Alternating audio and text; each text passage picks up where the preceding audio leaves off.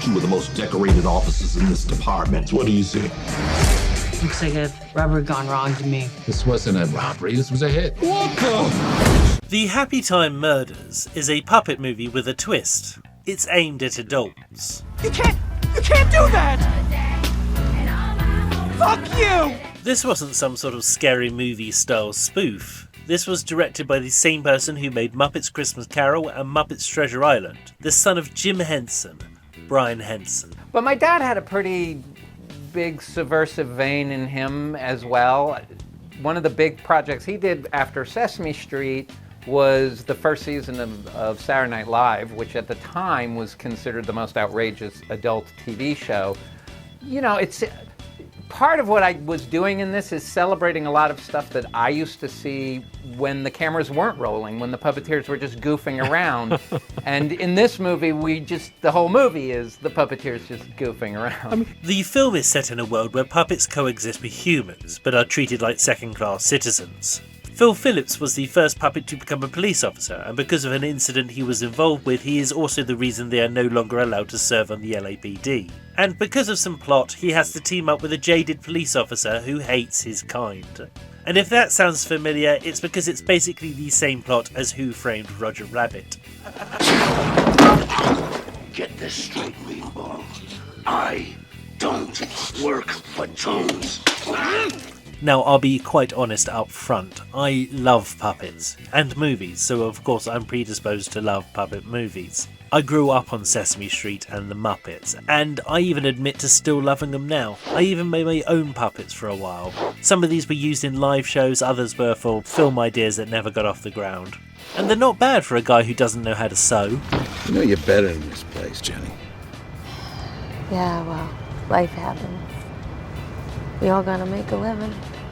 So I really want to say that this film is an overlooked comedy gem, but it really isn't. But that's not because of the quality of the puppeteering. So much effort has gone into the puppet world so you don't just see these characters from the waist up. An impressive amount of green screen and CGI was utilised to remove the puppeteers from shot, and the characters come to life like they do in the best work of the Muppets. But the film really doesn't hold together, and that's the problem with the concept. But this was far from the first adult puppet movie. I don't know much in this crazy world. But I do know that if you don't let us fuck this asshole, we are gonna have our dicks and our pussies all covered in shit. Team America World Police was released in 2004, and it cleverly satirised both Thunderbirds and the actor-activist movement, and it is positively highbrow compared to 1989's Meet the Feebles. Didn't you realize you were sitting on his face? No, I felt a bit uncomfortable, but I thought it was my hemorrhoids. This was directed by Peter Jackson. Yes, he of Lord of the Rings fame. It's about a theatre group, much like the Muppets, and their Miss Piggy, a hippo called Heidi, is pushed to the point where she goes postal. The humour comes purely from seeing puppets doing non-family friendly things. But this wasn't the first time we saw that either. There's only one way to make that kind of money in 24 hours. Make a porno flick. A dirty movie. You'll clean up. We don't know nothing about movie making. With some technical assistance, you can put together a dynamite fuck film. This is the 1976 film Let My Puppets Come, which shares a director with Deep Throat, Gerard Damiano, and it contains all the things that you would expect from a Gerard Damiano film. So we have already seen a puppet doing everything that you wouldn't expect a Muppet to do, so that means another adult puppet movie has to offer something more than just shock value. There's an American way of making comedy which is a little bit different, I think, than British comedy so much, which is they start cutting it together and everybody gets involved, and if a scene doesn't make the audience laugh out loud, the scene's no good. And in a moment where the audience laughs out loud, everybody says, oh, that's great. And that tends to make people want to put in sort of cheap laugh beats.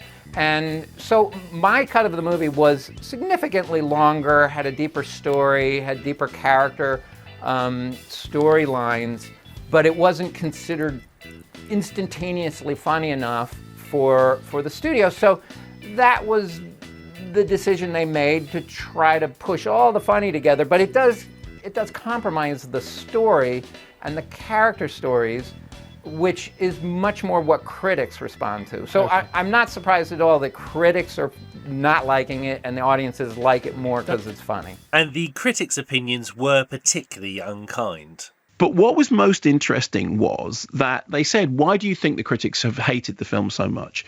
And what he started to say was that basically, even from his point of view, the film was sorely compromised because he said, they'd taken out all the stuff that was the character stuff and they'd made it the more gross out comedy because things. So you'd ended up with something that was, big laughs, big audience pleaser. But obviously, from the critics' point of view, it wasn't going to please them because it didn't have any of the depth that he had intended for it.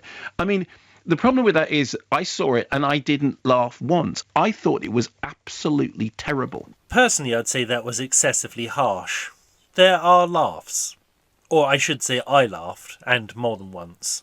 But it wasn't at the story, it was at the random things that happen along the way. And there are pros and cons to editing for the jokes or for the plot, which could be argued either way. However, my biggest problem was the casting. Hey, whoa. Stay behind the tape, sweetheart. This is a crime scene. Yeah, that's detective, sweetheart, to you. Melissa McCarthy plays Detective Connie Edwards, a cop who hates working with puppets. Now, I don't want to do McCarthy a misservice, as she has been very funny in a lot of movies. Hey, how's it going? It's going great. It's going great. I'm on the mend. I just got some pins in my legs. Believe it or not, pins in my legs. Can still do this. All right, a mate fell off a cruise ship. Oh, but I'm back. Shit. Yeah, oh shit.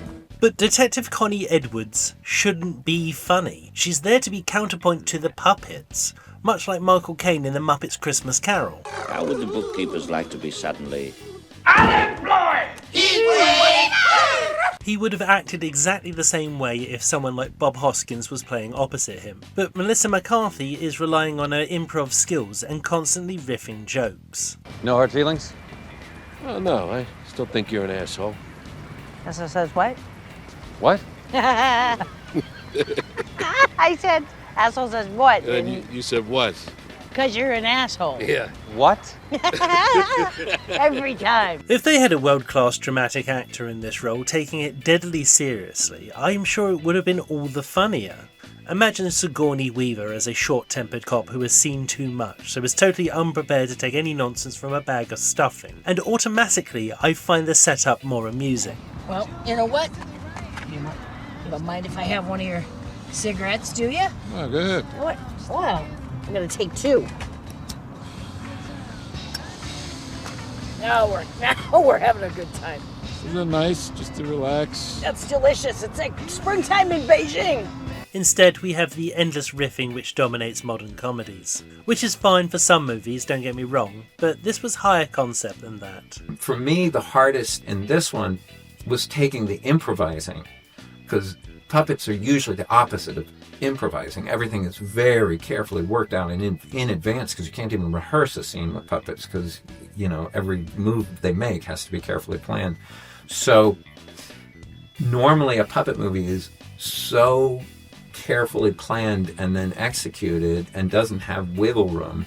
What's great about this movie is we pulled in that improvising so that the puppets and the actors are also improvising, and that is a very difficult mix, to have the looseness of improvising combined with the technical demands of working with puppets. But it's what gave us a flavor like we've never seen in an indie puppet movie. Some of that flavour was seen and taken exception to by the owners of Sesame Street, mainly because of the tagline, "No Sesame, all Street." I presume that the powers that be feared that people would see the puppets, which were also made by Jim Henson's Creature Workshop, and then see the tagline, assume the two things were connected, and bring their children along. Literally, No Sesame, All Street is saying this is not Sesame Street.